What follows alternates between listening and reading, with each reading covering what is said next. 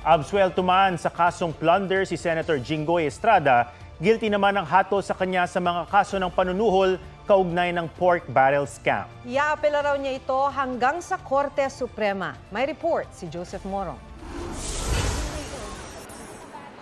2014 nang maharap si Senator Jinggoy Estrada sa kasong plunder o pandarambong dahil nakapagkontrabaho muna siya at kanyang mga co-accused para makakuha ng 183 million pesos na kickback mula sa kanyang Priority Development Assistance Fund o PDAF papunta sa mga NGO ni Janet Lim Napoles na napatunayang peke. Matapos ang halos 10 taon not guilty ang hatol ng Sandigan Bayan 5th Division. This is a vindication of my name and I am emerging victorious at this point. I did not steal any money. I did not receive any money. Base sa desisyon ng korte, may tuturing lamang na plunder kung may kontrabahan para magsagawa ng serya ng aksyon na may intensyong magkamal ng halagang di bababa sa 50 million pesos. Pero di raw napatunayan beyond reasonable doubt ang conspiracy sa pagitan ni Estrada at Napoles. Bagkus si Napoles at ang Deputy Chief of Staff daw ng Senador na si Pauline Labayen ang co-conspirators. At kahit inamin ni Estrada na sa kanya ang pirma sa mga endorsement letters sa mga NGO, di pa rin daw masasabing may criminal intent ito. Batay sa ebidensya ng prosekusyon, halos 10 milyon piso lamang daw ang halagang naiugnay kay Estrada. Wala rin daw patunay na napunta ito kay Estrada.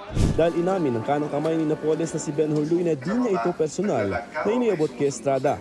Sinabi rin mismo ng prosekusyon na walang direktang pruweba na tumanggap ng komisyon si Estrada maliban na lamang sa testimonya ni Ruby Tuason na isa sa mga kapwa-akusado.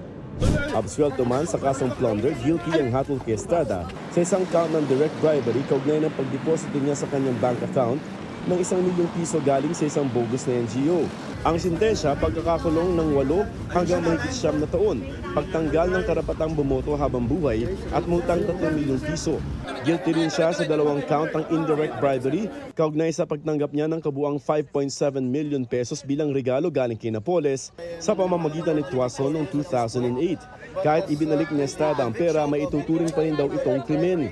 Ang parusa pagkakakulong ng 2 taon at 4 na buwan hanggang mahigit 3.5 taon, suspensyon sa public office at perpetual disqualification sa pagboto. Iapela raw ito ng kampo ni Estrada hanggang Korte Suprema. I am so surprised since based on the information sheet, there was no bribery or indirect or direct bribery filed. We don't understand kung anong basis ng bribery nila. Ayon naman kay Senate President Mig Zubiri, mananatili pa ring senador si Estrada habang hindi pa final at executory ang desisyon.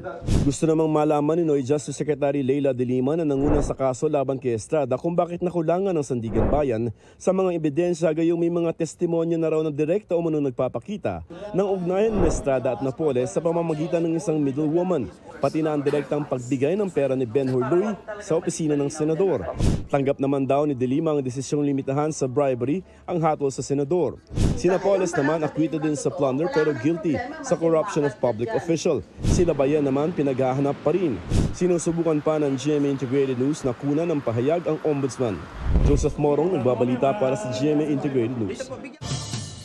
Mga kapuso, alamin ang State of the Nation. Mag-subscribe sa GMA Integrated News sa YouTube. Sa ating mga kapuso abroad, samahan nyo kami sa GMA Pinoy TV at sa www.gmanews.tv.